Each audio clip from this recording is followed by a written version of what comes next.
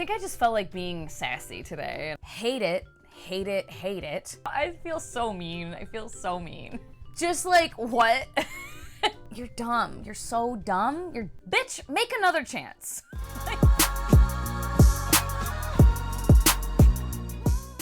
Well, hello. Welcome back to my channel. Joshana here to talk about some friggin' bookish things in books that I don't like. I have definitely talked about this before in tags, and I think I've also done a whole video previously about this, but you know, I've been on booktube 6 years now, and I don't remember the last time I did an official video about like tropes I hate, bookish things I don't like. It might have been more recently than my memory is telling me. My memory sucks. It's whatever. I just felt like talking about it because I do have a few new things that I've realized I really hate. The two OG tropes, storytelling tactics, whatever you want to call them, that I cannot, and they kind of tie together. The big lie trope, hate it, hate it, hate it, and then miscommunication in general. And what I mean when I say miscommunication is like just people not talking and just assuming things. Like, well, that must be what they meant by that, or I saw part of a situation and I'm jumping to conclusions about it and I can't be bothered to ask for clarification, or I overheard a snippet of a conversation and I'm jumping to conclusions about it and I cannot be bothered to ask for clarification. Like, I cannot stand it. I cannot stand it in the slightest. And I don't think very many people like this trope of like just miscommunication, this kind of miscommunication. I don't know anybody that's like, that's my favorite. But it really just, fucking grinds my gears to no end. And I think it's because it's like on a personal level, I cannot comprehend this behavior. It does not compute. I am so curious and I need answers for things and I like to know things. And if I have an assumption in my head, I'm going to ask for clarification. I'm going to be like, is that, particularly in situations like this where it's usually like a couple or best friends or family members, it's someone you know, and they're just like, well, they obviously meant that, and I'm gonna go do a whole other subplot now because of it without talking to them. No, I would never even think to do that. My immediate thought is, what did you mean by that? Or I overheard part of that. What, did I miss something from the conversation? Like, I'm asking all the questions. Ask anyone in my life, my boyfriend in particular. I will not let things just fall by the wayside with my assumptions at all. And like on the flip side, if I think someone, again, ask my boyfriend, is assuming things about me, or is like assuming things about something I said or something I did, even then I'm gonna be like, you seem like you're being weird. What's that about? How did you interpret what I said? Because it seems like you took it in a negative way, and I didn't mean it in a negative way. Like, we're having some misunderstanding here. Like, let's suss it out.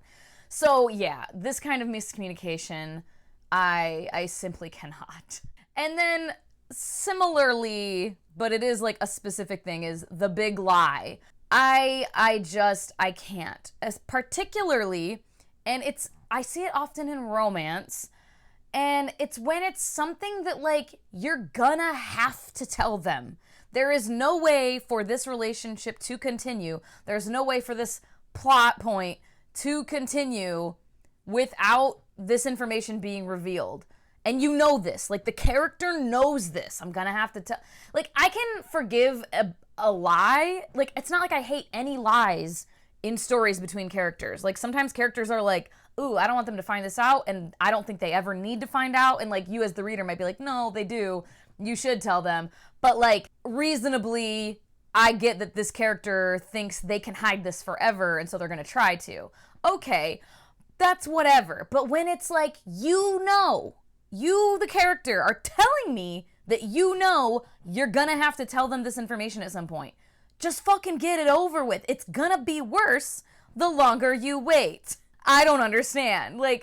It's just logically, it makes no fucking sense to me makes no fucking sense. And then, oh, it'll make me DNF so fast. If, okay, all right, they're not telling this, they're waiting for the right moment. They're waiting for their perfect opportunity to tell them. Or they've decided they're gonna do it. Today, I'm gonna sit them down. I'm gonna tell them. And then they do, and the opportunity is here. Okay, I'm about to tell them. And then they get interrupted. Or the other character, like, I have to tell you something. I have to tell you something first. No, bitch, I'm telling you first. Oh my God. Like, and I can't. It's in TV shows, it's in movies, it's in books. And every time it happens, I'm like, I would not know. I would shake them and be like, sit down and listen to me. I have to tell you something. It's very important, and I know you're gonna wanna hear it. Or like, this other distraction over here. Yeah, okay, whatever. Now, refocus. Let's refocus. It boggles my mind when they get distracted or they get interrupted, and then they just, instead of like, okay, there was one book I was reading where someone got hit by a bike, or a bicyclist nearby hit a car, or something happened where it was like, oh my God, and they had to go like help someone. And I'm like, okay, fine, whatever, you got interrupted. This is something you genuinely like had to go do something over here now. Then the character's just like, well, that was my chance and I lost it. Bitch, make another chance. Like, I would again, later that same fucking day, or right after this incident, I'd be like, okay, that's settled now. That's figured out. Back to the thing I was going to tell you. It's very important. And it just, it does not compute. It does not compute. It hurts my brain. Something that I don't believe I had ever on this list before, but recently I was reading a book that I realized I really don't like this trope, this thing. This might have been on the list before, because this is something I know I've thought of before, but I was reading a book more recently that I was like, oh my God, this thing again, and I don't like it. When a character has very chaotic magic, right? They have magical powers or superhero abilities or whatever that they need to learn to control to use properly. And again, you'll see this in movies, in TV shows, in books, where it's like, if you don't learn how to manage this magic or this power, it can be very chaotic. You can hurt people. And the motherfucking character is like, I don't wanna, because it's hard. But in the meantime of practicing, I could hurt someone. But when I'm learning how to control it to not hurt people, like, what the fuck? It never makes sense to me when characters don't want to learn to control their chaotic magic or powers. Because the reasoning is always like, but it's scary. Bitch, it's more scary to not have control over it. What do you fucking mean? It's so stupid. Just of course there's exceptions to any of these rules where it can be made to make sense, right? But more often than not, that's the reasoning, and it just makes no sense to me. I'm just like, you're dumb. You're so dumb. Just fucking practice. And it's, again, just, being an avid reader, and you're like, I know eventually you are going to learn, and you are going to practice, but Jesus Christ. And there was, what was that one book? Oh, the fucking, Little Red Riding Hood, right? Reimagining. I can see the cover of it. It was like a duology. And I DNF'd it because, the main character had, this crazy magic that was actively, getting let loose and harming people. And other characters kept being like, girl, you gotta practice. And she was like, no, it's scary. And I was just like, you're dumb as a box of fucking hair. This is so stupid. I cannot be bothered to sit through chapters and chapters and chapters and potentially a whole ass book of this character being like, no, I can't. Just do it. You're so stupid. You're more reckless by not practicing. What do you not understand? Are you a fucking 8-year-old? They weren't, but they're acting like it. It's just, whatever. No. Another one that often bugs me, and it was the same book that had I don't want to practice learning to control my magic. And it had someone who, for the most of the book, had no access to their magic. It was suppressed, and it was the whole book the magic was suppressed. And I don't know, I don't have the patience for it, I think. And this one is less annoying to me, I guess. It's just kind of I guess it feels tedious when it's the entirety of a fucking book of like, they have magic, but they can't access it. How are we gonna figure this out? And I'm like, I don't know, can you just figure it out already? I know you're gonna. Can you just do it? So that one is less annoying. It just depends on my patience levels, I suppose, and it depends on how long we drag this out. Another one that I know I've talked about before, I don't know if it was ever in any kind of official like turn-offs or like tropes I don't like, or because it's not a trope. It is just a thing in books. This, I find, will make me DNF faster than almost anything, is super, in my opinion, of course, what reads to me as cringy, corny, cornball, like eye-rolling dialogue. When dialogue between characters does not feel natural and it doesn't feel like an actual conversation, I find that young adult contemporary, I have run into this so many times where I'm like, this feels like a grown-ass person being like, this is how the kids talk. And I'm like, I don't know that they do, though. And like, even if they use the language you're using, the words you're using, the way you're doing it, like it's a skill. And like, I just think some authors aren't as good at it as others. And it's a subjective thing too, of course. Like I said, in my opinion. If, in my opinion, the dialogue is feeling stilted, unnatural, so corny, and like cheeseball-y, I'm out. Like, I can't tolerate it for very long at all. Like, that will kill a book for me faster than almost anything. A trope that I absolutely solidified is not for me last year is monster romances. I talked about it in whatever vlog it was, like a deep fantasy romance deep dive, and I just can't. And it's not even necessarily because I like, ooh, it's so gross, or like, ooh, bestiality. It just pulls me out of the story. It pulls me out of the scene to have like sexy times start happening and then have like tentacles or a fucking dragon tail or a dragon snout when he's going down below, and like the logistics of this being explained. Like, it's just, it makes me like laugh kind of, and not in like an uncomfortable like, oh my gosh, just like, what? And that's no shade to anyone who likes monster romances and can like stay in the scene and stay in the story. I just can't. For what I've tried, and it just always pulls me out where I'm like, wait. So yeah, it's just not for me. It is just simply not for me. And more recently, I've kind of solidified, and I don't know what to call it. It's not like a trope.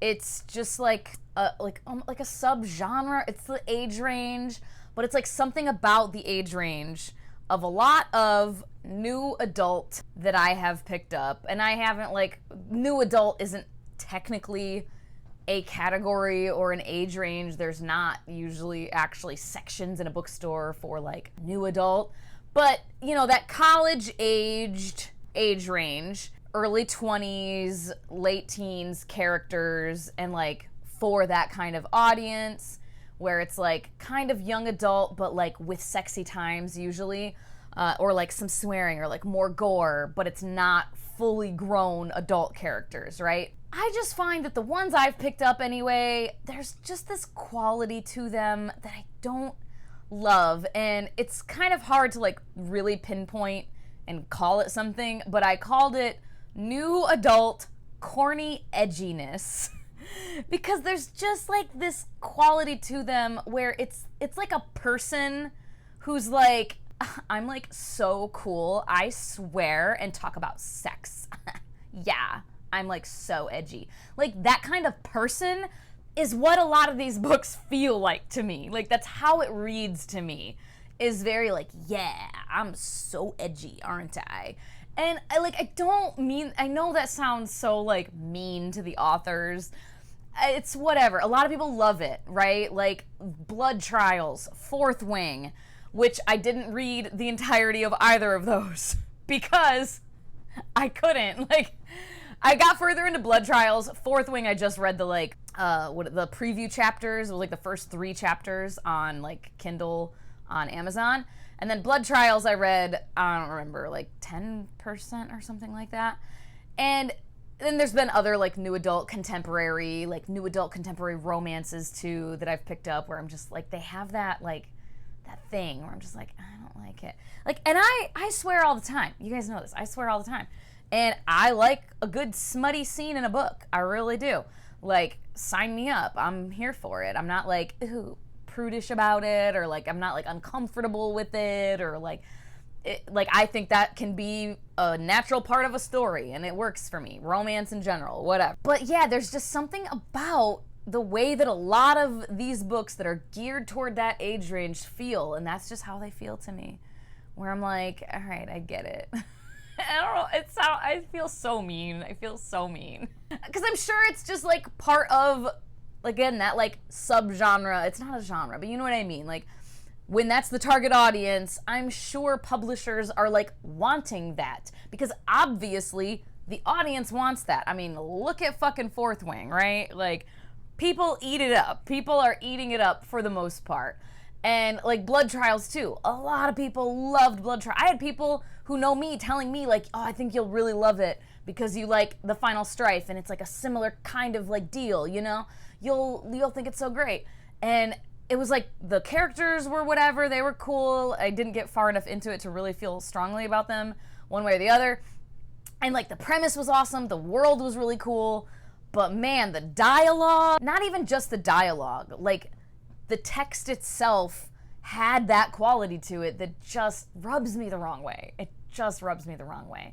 And that's the only way I can describe it, is like corny edginess. And I'm so sorry. Again, no shade to anyone who does love that age range and who likes that, like, that element, or who just doesn't notice it and is like, they don't read that way to me. That is awesome. I love that for you. Thoroughly love that for you, that you can like get into these stories. But for whatever reason, that is how it reads to me. And I think that's it for now.